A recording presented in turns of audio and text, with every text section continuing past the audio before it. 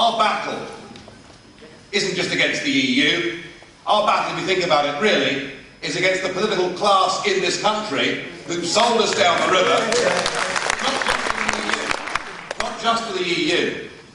I want to highlight, for those that perhaps haven't seen it, the recent extradition case of a businessman, a retired businessman called Christopher Tappin.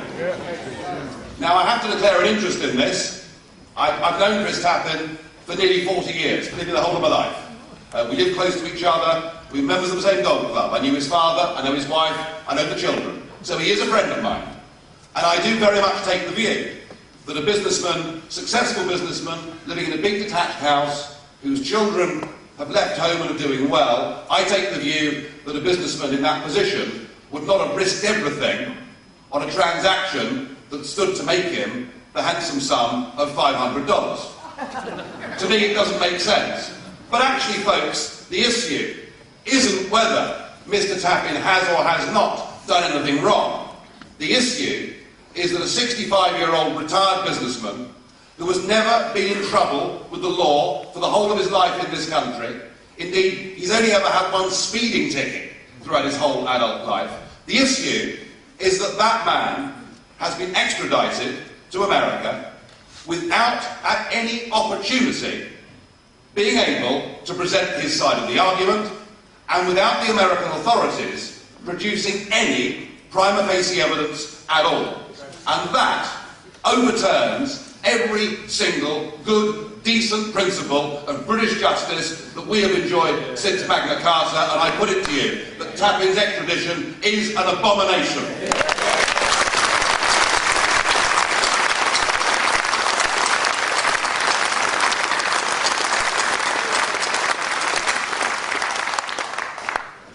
I'm also concerned about the judicial system that he's going to.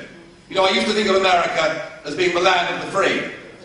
But I'm afraid that when those towers came down, and when George Bush said he was going to launch a war on terror, that has in fact now become a war on liberty. And the plea bargaining system in America is such that you're put into prisons that are gang-ridden, that are violent, that are brutal, and certainly no way that we would ever consider putting people in prison. You're put in those conditions, and you're faced with a choice under a plea bargaining system. You're told that you may well not get to court for 4 years. So you'll spend the next 4 years on remand in one of these brutal prisons. You're told that your legal fees will be between $1 and $2 million. And you're told that if the jury finds against you, you face life imprisonment. Or you'll be told, under a plea bargaining system, if you plead guilty, you'll just get 2 years and then we'll let you go. Does that sound like a fair judicial system? No. Well, that is the world that my friend Chris Tappin now finds himself in. He's in just the most impossible position. I spoke to his wife on Thursday. He is being kept at the moment in a cell on his own. They've removed his books and his reading material. He's allowed out of the cell for 2 hours a day, but the lights are kept on for 24 hours a day. We're talking about really unpleasant and brutal conditions. It is quite wrong. But what have our government done about this? Worse than nothing. Worse than nothing. In opposition, the Conservatives made the point that this treaty was wrong. And of course, George Bush said to Tony Blair, jump, and he said, how high, didn't he? So we went to war in Iraq, and we signed this extradition treaty. David Blunkett, who was the Home Secretary at the time, has now said that the treaty was wrong, that it was a mistake, and it needs to be changed. The Cameron government, in opposition, promised to change it. I have repeatedly begged Theresa May, the Home Secretary, to contact the US Justice Department and to say to them, would they please drop their objection to bail on the basis that this man has never had a criminal record and that this man does not constitute a flight risk. He's not the sort of guy that's going to do a runner. She's done nothing. And when the Prime Minister was questioned in PMQs 2 weeks ago, he gave the most utterly disingenuous answer. He said, you must remember that in Mr. Tappin's case, he was heard at a magistrate's court and at the High Court.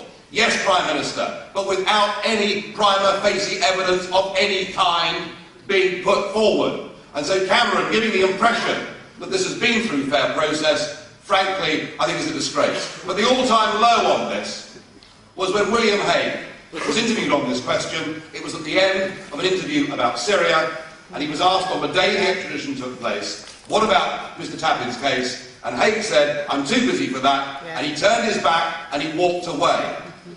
And what the British political class have done to freedom, democracy and liberty in this country is they have collectively turned their backs and walked away. Shame on them.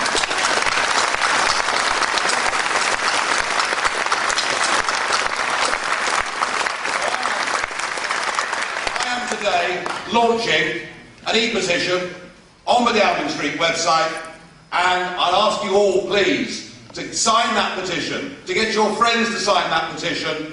Cameron goes to Washington on the 13th of March to meet Obama, and we're demanding that the Prime Minister raises this issue in 2 weeks' time and that we renegotiate this treaty so that evidence of some kind must be put before a British judge. And I hope, UKIP, that you will help me and support me in this campaign.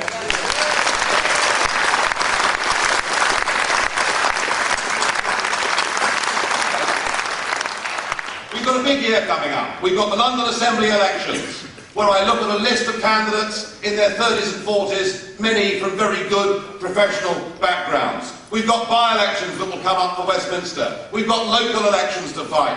We are an electoral party. We are making progress. I think this party has matured incredibly in the course of the next couple of years. And Alexandra, I'm listening and I understand. We've got a campaign on a broad series of fronts. I think we're beginning to do that. And with people like Alexandra and our new industry spokesman who joined us today, I think the only way is up. Have a great conference. Thank you.